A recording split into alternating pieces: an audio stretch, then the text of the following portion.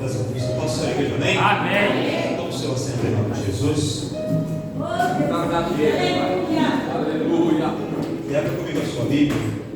Presta atenção, porque esse livro é muito difícil de achar. Livro do Gênesis. Livro do Gênesis, no capítulo de número 4.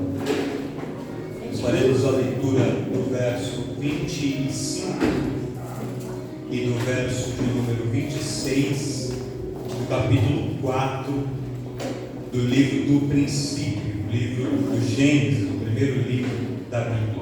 Aleluia. Glória a Deus.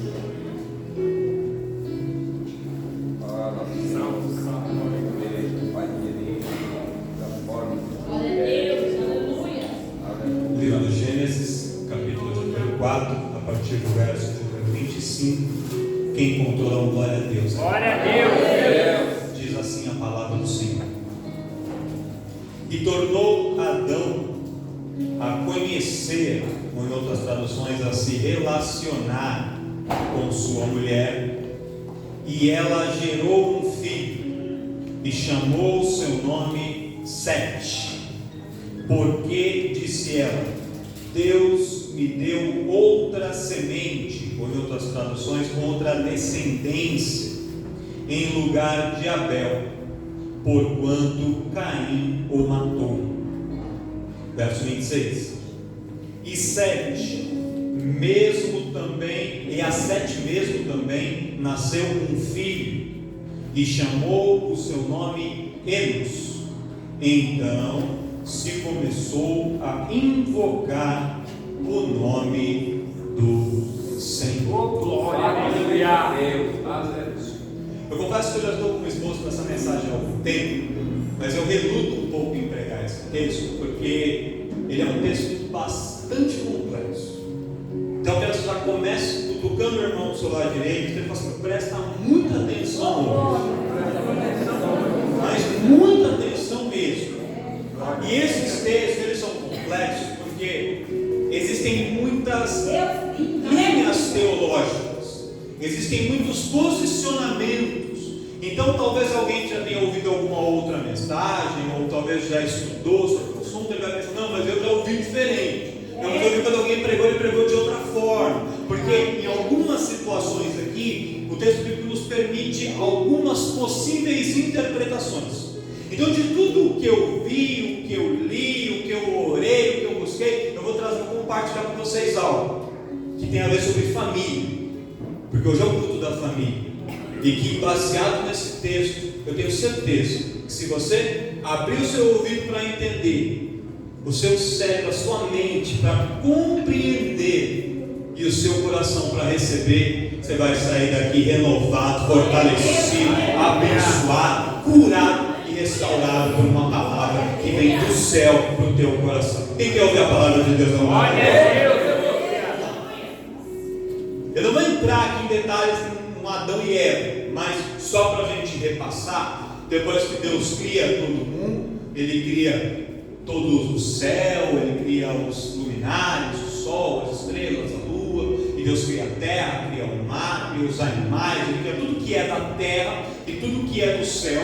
Em 6 dias, ali, nos dias da criação, Deus faz a criação de todas as coisas, e depois Ele decide finalizar a sua obra com o ponto principal. E o ponto principal foi a criação do homem e da mulher. E quando Deus cria o homem, Ele faz ali uma espécie de boneco, molde de barro. Então Ele tira o homem da essência da terra, e Ele sopra naquele boneco de barro o fôlego de vida, que era a sua própria essência de Deus. Então nós, como seres humanos, temos tanto a essência natural da terra, nós somos parte desse mundo, mas temos dentro de nós algo que não vem deste mundo, que não pertence a esse mundo, que é o Espírito, a essência do próprio Deus. Então aquele boneco de barro, ele ganha vida, com o fôlego de vida, e daquele homem, o primeiro homem que Deus dá o nome a ele de Adão, Deus então logo na sequência faz a sua companheira, a sua adjuntora, a sua esposa, chamada Eva, a mãe de toda a nação, de todos os povos. Então, daquele casal que começa ali a viver em um local específico, criado por Deus, chamado de Jardim do Éden, local de delícias ou o paraíso, e eles começam a morar naquele lugar, e Deus dá a eles autoridade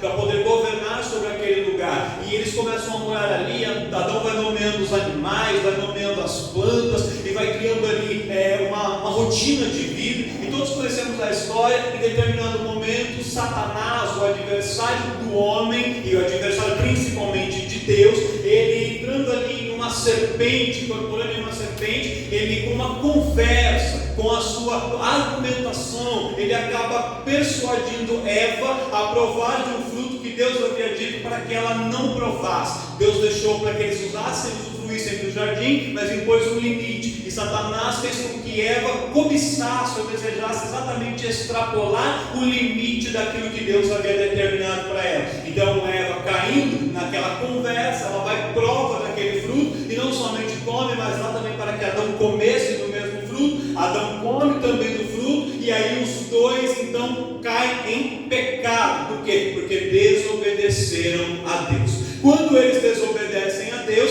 Deus poderia ter fulminado Adão e Eva naquele momento, mas Deus não faz isso. Deus poderia ter acusado Adão e Eva, mas Ele não faz isso. O que Deus faz? Deus desce para um encontro diário que Ele tinha com Adão e Eva. Todos os dias, na viração do dia, Deus descia para se encontrar com Adão e conversar ali com ele, ter um momento de comunhão com ele. E naquele dia em que Adão e Eva pecam da mesma maneira em que Deus descia todos os dias, Deus desce novamente para aquele encontro. E quando Deus desce, Adão, ao contrário das outras vezes, quando Deus descia, Adão aparecia, Adão se mostrava para Deus e comparecia para a conversa. Naquele momento, por causa do pecado, Adão se esconde, Adão se oculta, Adão foge daquele contato com Deus. Então Deus pergunta assim: Adão, aonde você está, Adão? E aí Adão então ali escondido atrás de umas árvores, de umas figueiras, fala assim: eu estou aqui, mas na verdade eu não quero me mostrar, porque a minha esposa comeu um fruto que não podia comer, ela me deu para que eu comesse, eu comi também, e Deus já sabia de tudo, mas Deus deu a Adão uma oportunidade de tentar se confessar, de tentar se arrepender, mas o que Adão faz é, ao invés de assumir o seu erro, transferir o erro para a esposa, e a esposa transfere o erro para a serpente, que se pudesse falar, transferia para Satanás, e aí a coisa vai rolando, cada um jogando a culpa no outro, ao invés de assumir suas próprias responsabilidades. E todos conhecemos a história. Por causa disso, como consequência deste pecado, Deus então retira Adão e Eva daquele lugar do jardim de delícia, do jardim do Éden. E eu não estou entrando, vou repetir, nos detalhes dessa história, fica para um outro dia fazer uma pregação somente sobre isso. Dá para a gente fazer muitas mensagens somente sobre essa parte.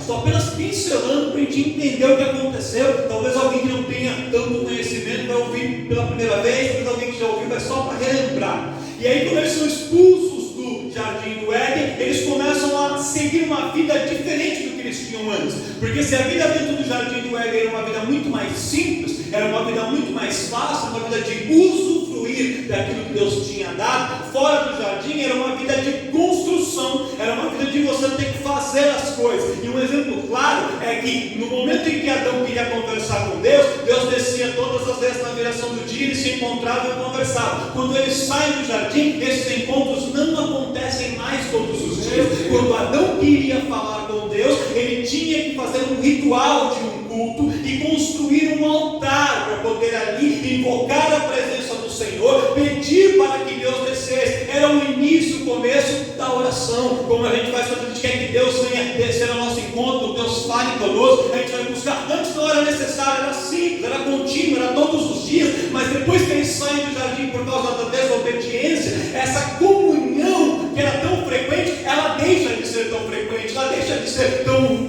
rotineira, e aí eles começam a ter mais dificuldade com todas as coisas. Eles começaram a ter que plantar para comer, coisa que eles não faziam antes. O fruto da terra dava espontaneamente, eles já começaram a lavrar a terra, a plantar, já começaram a criar os animais, domesticá-los para poder usar ali a carne, a pele dos animais. Então tudo a vida se torna mais difícil, tudo a vida se torna mais complexa, mas isso foi fruto das escolhas que eles fizeram. Aleluia, glória a Deus. E aí, nesse contexto, Adão e Eva começam a procriar, e eles dão origem aos seus filhos. E eu não vou entrar também aqui nesse detalhe, isso é muito complexo da teologia, mas Adão e Eva tiveram muitos e muitos filhos, muitos e muitos filhos. Mas, especificamente, vamos falar de alguns. Por quê? Porque são aqueles nomeados pela Bíblia, porque tem uma importância importância maior dentro do contexto da história que se quer contar, que se quer narrar. E o primeiro filho que foi dado para Eva recebeu o nome de Caim. E o nome Caim significa adquirido, significa propriedade.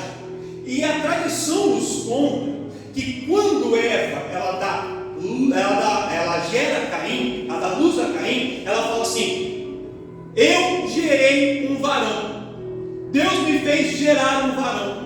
E que estas palavras de Eva, traduzidas do original, dão uma conotação como se ela estivesse trazendo para si uma glória, um poder, uma autoridade de fazer algo que antes somente Deus havia feito.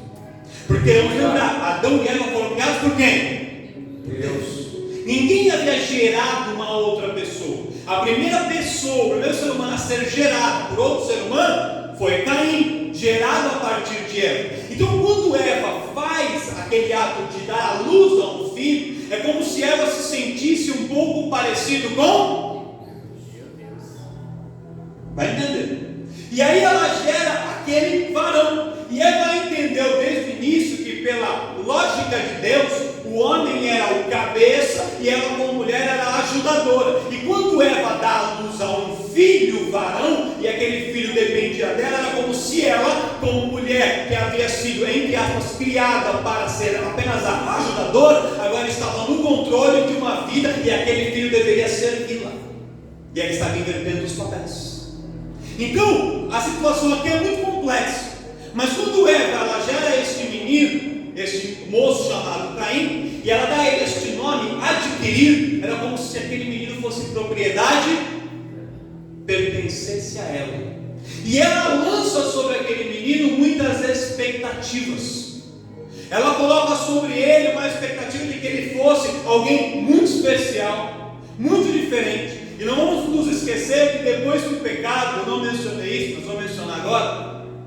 Quando Eva e Adão, eles caem no pecado, e a serpente ali aparece, Deus fala assim: serpente, neste dia, você pode achar que você venceu, porque você conseguiu enganá-los, ludibriá-los, e eles pecaram. Mas, tenha certeza de uma coisa, lá na frente, no futuro, nascerá um descendente deles, e este homem que nascerá da mulher, ele pisará a sua cabeça com o calcanhar. E o que você acha hoje que é uma vitória, amanhã você vai ver que será uma grande derrota, porque eu sou ainda Deus que faço virada na vida das pessoas. Glória a Deus, aleluia. Então, quando aquele Caim nasce, na cabeça de Eva, aquele menino Caim seria este homem que iria pisar na cabeça da serpente. Ele seria o povo da autoridade, ele seria o poderoso, ele seria o forte. E a Eva coloca em Caim uma grande expectativa de que ele fosse grandes coisas. E aí o tempo passa, e depois Eva dá luz a um segundo filho. E a esse segundo filho ela dá o nome de Abel. E o nome Abel significa respiração ou fôlego, ou seja, nada de especial. E sobre este filho, quando ele nasce, Abel, Eva não fala nada. Eva não coloca sobre Abel nenhuma expectativa. Todas as expectativas de Eva estavam depositadas em Caim. Caim era o primogênito, Caim era o primeiro, Caim era o especial, Caim era o mais bem tratado, Caim era o mais bem cuidado, Caim era o mais amado, Caim era tudo para sua mãe. Só que quando os dois vão crescendo, o caráter dos dois vai se revelando. E a tradição nos conta que Abel era um moço generoso, era um moço bondoso, era um moço que ajudava, que cuidava, que criava ali dos seus animais, que era gentil com os seus pais e com as pessoas. E ao contrário de Caim, que era alguém mau. E Caim começa desde cedo a demonstrar atitudes más. Só que por ser o protegido da sua mãe, ela não o repreendia. E ele vai crescendo dessa maneira. Você vai entender onde a gente vai chegar. Oh Deus. Abel se torna pastor de ovelhas, começa a criar animais. E Caim se torna um agricultor, lavrador da terra. E esses dois moços entendem que além daquilo que eles viviam na vida normal, havia um outro mundo, um mundo espiritual, e eles precisavam ter contato com esse mundo espiritual. E o seu pai, Adão, ensina a construir um altar. E conta escrito que em determinado dia, os dois constroem um altar de pedra. E quando eles constroem aquele altar, o Caim traz do fruto da terra uma oferta para Deus: sementes, frutos, plantas, e deposita sobre ela.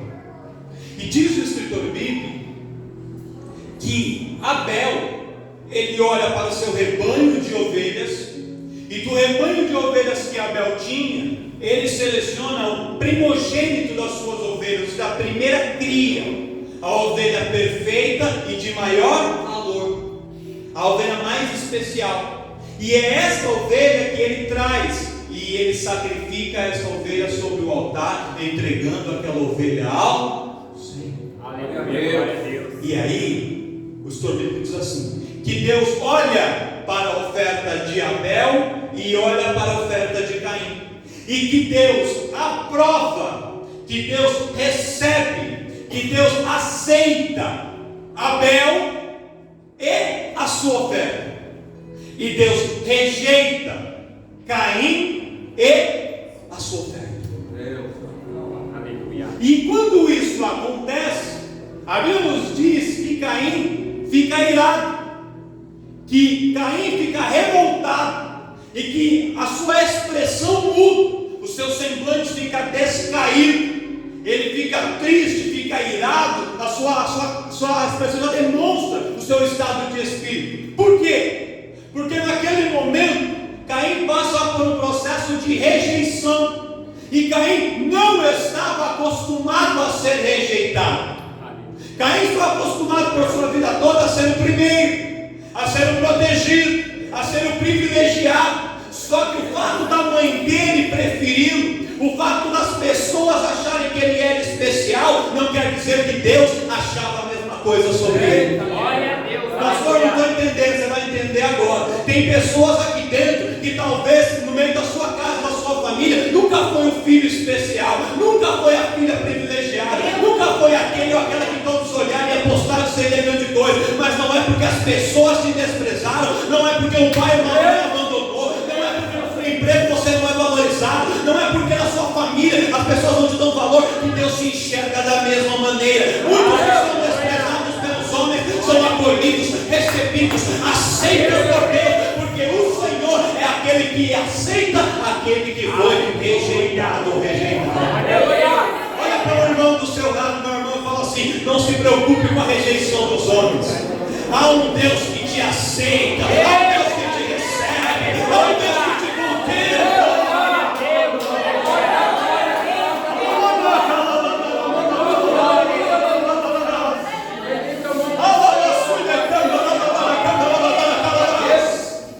Ai, pastor, mas eu não estou dentro dos padrões, eu não tenho uma aparência dentro dos padrões, eu não tenho a minha fala não é igual como todo mundo gostaria, eu não tenho a inteligência que os outros gostariam, eu não tenho o talento que os outros esperam, mas Deus te aceita, te recebe da maneira que você é. Não se importe com a expectativa dos outros a seu respeito, se importe com a expectativa de Deus. Glória a Deus. Eva coloca toda a sua expectativa em cima de Caim. Ele é minha propriedade, adquirido por mim, criado por mim, e vai fazer coisas grandes. E Abel, respiração, só respira aí, só vive aí, só não atrapalha aí, está tudo bem. Só que para Deus não é assim. Glória a Deus, Pai aleluia. querido. Glória a Deus. O seu Jessé tinha um monte de filhos, separou os maiores, falou: você vai ser aqui, ó, o que vai andar do lado de Saul, guerreiro, forte, entregue, bonito, vistoso. E o Davi, esse aí, ó, vai ficar lá cuidando das ovelhas. Não é qualquer ovelha, das ovelhas malhadas, as de menor valor no campo. Aleluia. Quando Deus vai se prover de um rei, fala: Samuel, leva a sua botija de azeite e vai na casa de Jessé lá em Belém. E ele leva a botija de azeite e fala: Senhor, quem deu ungir? A esse que é grande? Não. A esse que é forte? Não. Aquele que é bonito? Não. Aquele que tem faculdade? Não. Aquele que é rico? Não. Aquele que fala 3 idiomas? Não. Então quem é? É aquele que está no campo, desprezado, esquecido, esquecido pelo pai, foi esquecido pela mãe, mas eu, o Senhor, me lembrei dele. Samuel, não olhes tu para a aparência, porque eu, o Senhor, não vejo como vê o homem vê o exterior, mas eu vejo o que está aqui dentro, aqui dentro do coração, eu vejo o que está lá dentro. Glória a Deus, aleluia. Voltando aqui, Deus atenta para Abel e para a sua oferta, mas ele rejeita Caim e a sua oferta. E aqui tem muitas explicações para isso. Alguns entendem que Deus aceita a oferta de Abel e não a oferta de Caim, porque a oferta de Abel era uma oferta viva, era uma oferta de sangue. Mas essa posição não é unânime, porque na própria Bíblia nós vemos ofertas de flor de farinha, ofertas de trigo, ofertas também de grãos, de cereais. Então Deus não recebe apenas ofertas vivas. Então é uma posição, mas não é unânime. Outros entendem que a oferta de Abel era mais valiosa do que a de Caim, porque a oferta de Caim era uma oferta parcial, e que ele poderia reaver, porque depois que ele coloca os frutos sobre o altar, ele poderia pegar de volta, mas uma vez que você coloca o animal e você sacrifica o animal, você não consegue mais trazê-lo de volta à vida. Então a oferta de Abel era uma oferta definitiva, era uma oferta de quem dá tudo, era uma oferta que não tinha como voltar atrás, e a oferta de Caim era uma oferta que você podia dar hoje e pegar de volta amanhã. Meu Deus.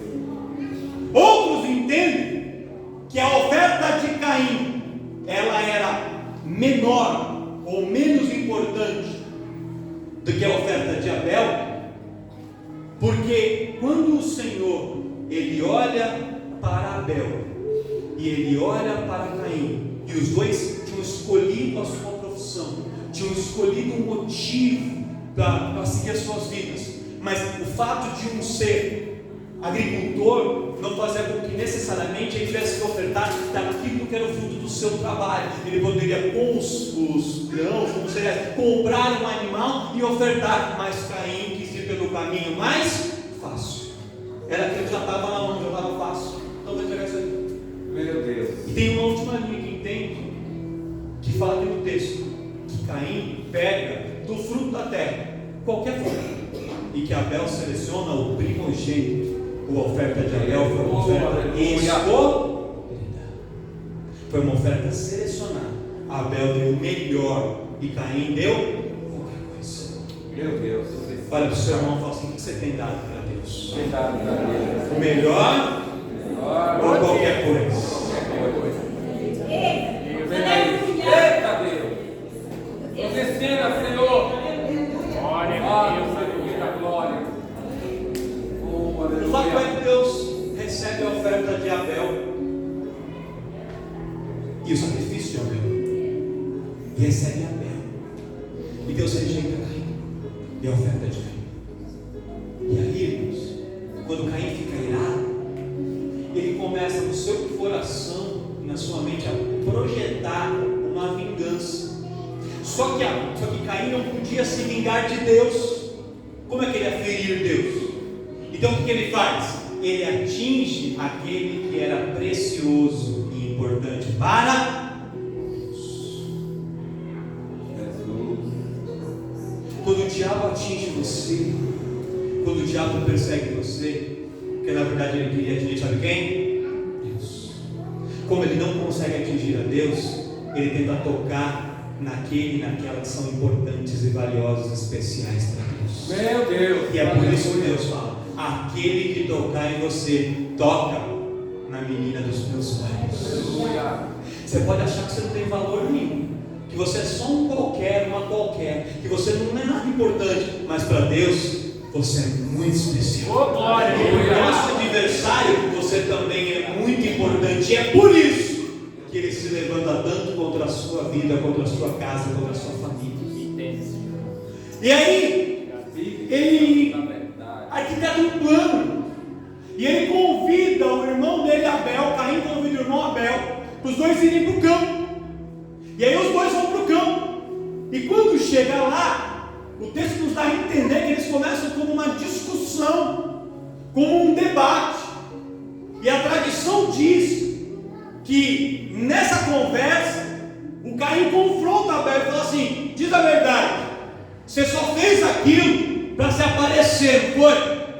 Você só levou aquela oferta e fez tudo isso só para que eu fosse humilhado, não é? É porque a mãe gosta mais de mim do que gosta de você, então você quis atrair a atenção de Deus, ao invés de deixar Deus se atentar a mim também. Você quer roubar o meu lugar, você quer estar onde eu estou, você quer ser quem eu sou. Só que é interessante que Caim tinha inveja de Abel, e ele acusava Abel de querer fazer aquilo que ele estava fazendo. Ele acusava Abel de invejoso, quando na verdade invejoso era ele. Meu Deus.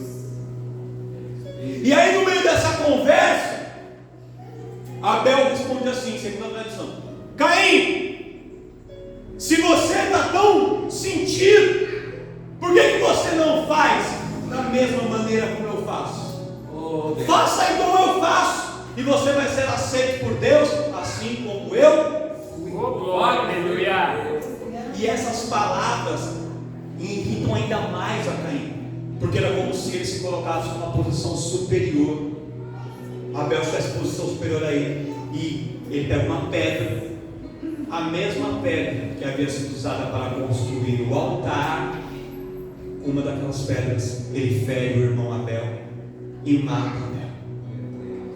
E quando Abel morre, o seu sangue é derramado sobre a terra, e Deus aparece para conversar com Caim.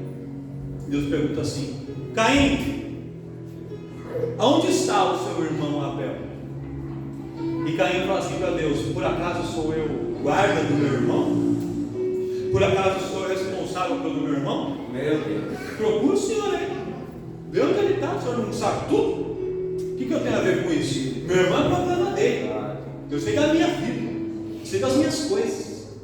E aí Deus fala para ele assim: o sangue de Abel clama da terra, e o clamor do sangue de Abel chega. Oh, Jesus da glória. Não há mais vida em Abel, mas o sangue dele e o clamor do seu sangue chegou até mim. E aí, Caim, com o perdão do trocadilho, Caim cai em si. E aí ele percebe a gravidade daquilo que ele fez. Só que ele não se arrepende. Ele só fala assim: eu sei que a minha maldade, ela é muito grande, e que não adianta eu pedir perdão, porque não tem como ser perdoado. A minha maldade é grande demais para que seja perdoado. Então eu vou sair errante pela terra, vagando, sem rumo, sem pouso, sem destino, sem nada. Eu vou sair por aí andando perdido. E quem me encontrar vai querer me matar, assim como eu fiz com o meu irmão. Porque eu sei que aquilo que a gente planta, a gente... E ele era agricultor, você vê isso melhor que ninguém.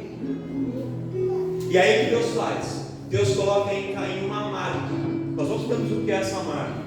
Pode ser uma marca física, uma coloração de pele, alguma cicatriz, não sei o que é. Mas essa marca era para que todas as pessoas que vissem, que enxergassem Caim, soubessem aquilo que ele fez, mas não o matassem, porque Caim estava sob o juízo de Deus e não sob o juízo dos homens.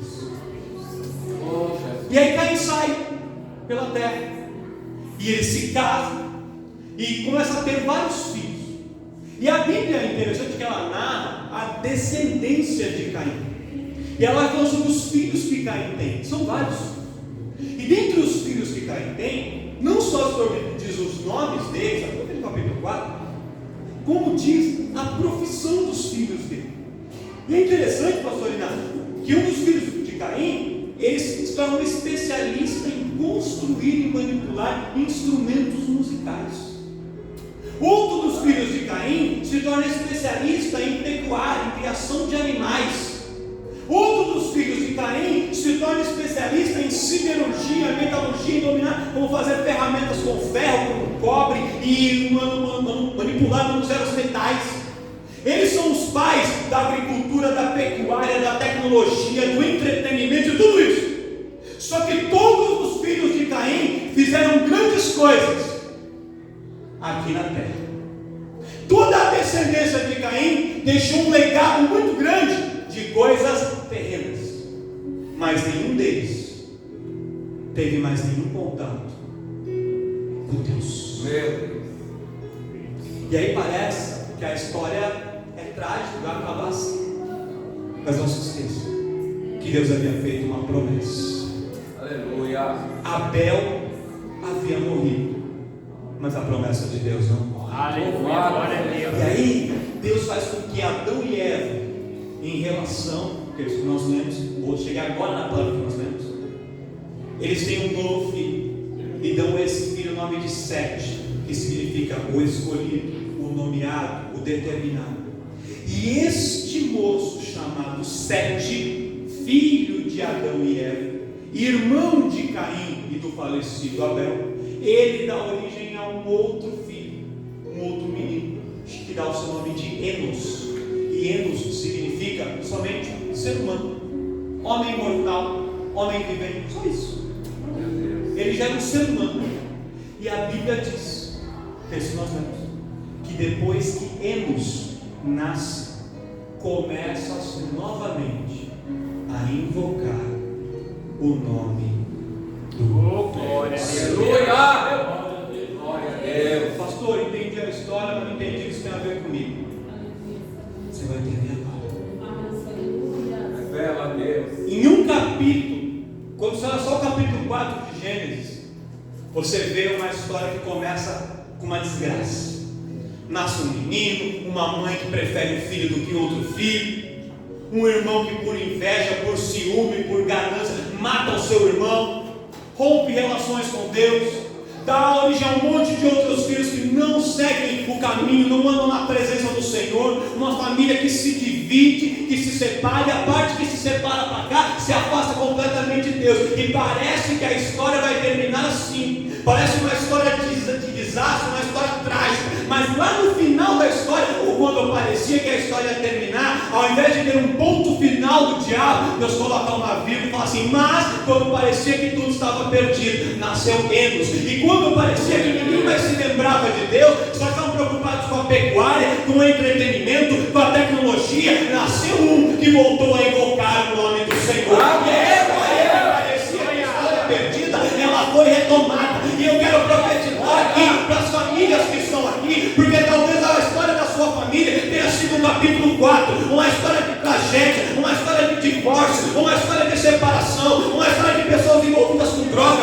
envolvidas com jogo, envolvidas com tantas coisas, uma história que começou mal, mas Deus nessa noite, ao invés de pôr um ponto final, Ele está colocando uma vírgula, e está dizendo assim, eu não sei o que o seu avô fez, o que o seu antepassado fez, o que o seu pai fez, o que o seu mãe fez, o que o teu filho está fazendo, mas eu, Senhor, quero começar a escrever uma nova história a partir da sua vida. Você não é o Caim da sua família, o que mata, você não é o Abel da sua família, o que morre, você é o Enos da sua família, aquele ou aquela que através de você, Deus começa a escrever uma nova história, através de você, que o nome do Senhor vai voltar a ser invocado, é através de você, que a sua família que estava indo por um rumo errado, vai se voltar para perto do Senhor de novo, é através de você, Enos de Deus, que o Senhor vai restaurar a comunhão que se havia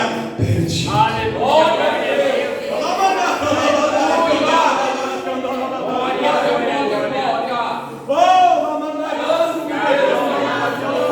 Estamos aqui para invocar o teu nome,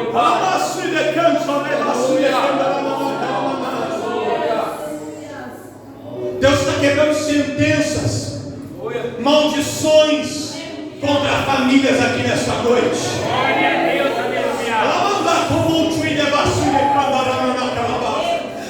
Minha família, todo mundo divorcia.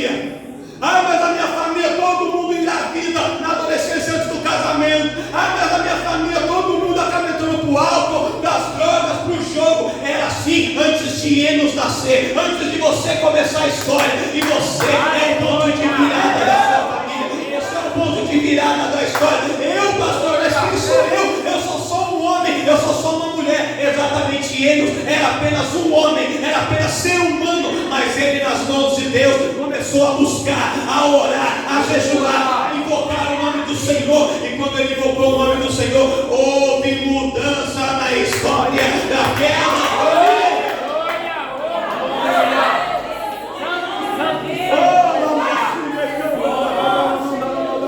Glória a Deus. Glória a Deus.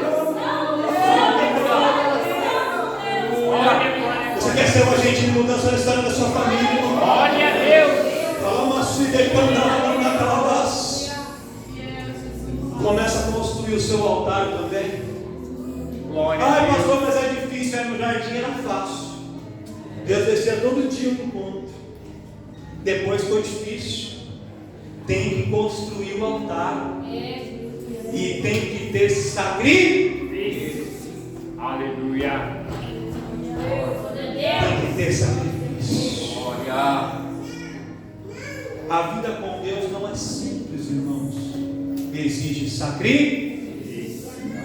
Ah, pastor, mas eu venho de muito longe. Ah, mas eu pego o ônibus. Ah, mas eu trabalho. Ah, mas é complicado. Ah, mas meu marido não quer vir. Ah, mas a minha esposa não gosta. Ah, mas minha família não me apoia. Eu quero dizer uma coisa: quanto mais obstáculos e desafios você encontra, quanto mais o sacrifício para estar aqui, mais você e a sua oferta são aceitos diante do Senhor.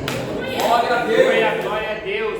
Quanto mais desafios a gente tem para estar, mais essa oferta é recebida diante da presença do Senhor. Começou a ensaiar um louvor, está difícil de sair? Insista.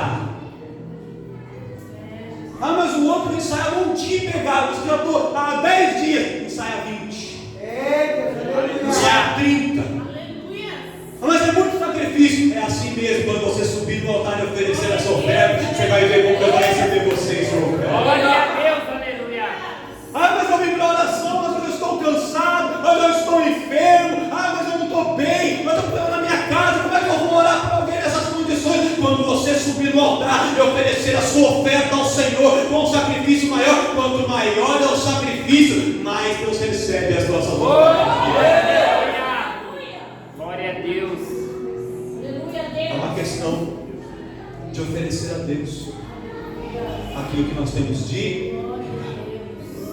É fácil? Glória. Tem dor envolvida, tem sangue envolvido, mas é assim que Deus recebe.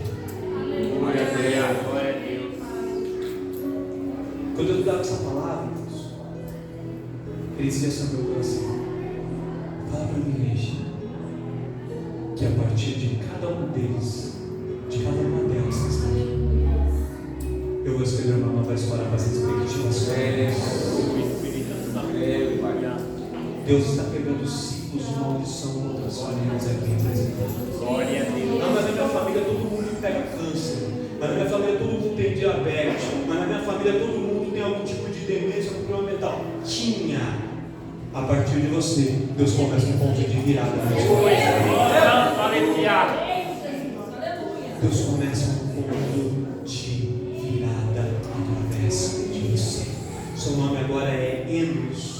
Homem, ser humano, mortal, vivente, mas que nas mãos de Deus é alguém poderoso. Glória a Deus. Aleluia. Glória. Quem recebe o seu novo nome espiritual? Glória a Deus. Uma salva de palmas.